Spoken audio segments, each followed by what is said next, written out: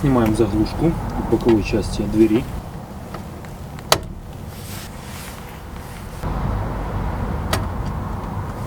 Далее при помощи шестигранника откручиваем болт.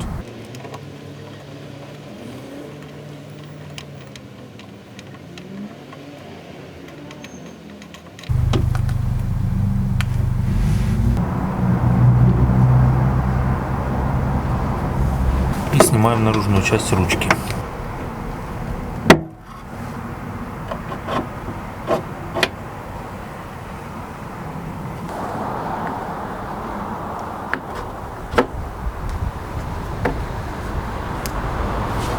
Закручиваем при помощи шестигранника.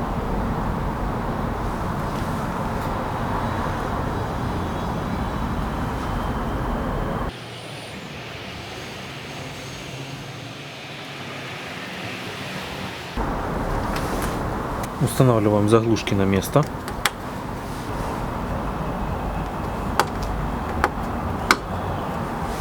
Ссылку на видео о ремонте водительской ручки оставлю вверху вот здесь, в всплывающем окне, и под видео в описании. Не забывайте поставить лайк под этим видео и включить кнопку оповещения на канале, чтобы не пропустить новые видео.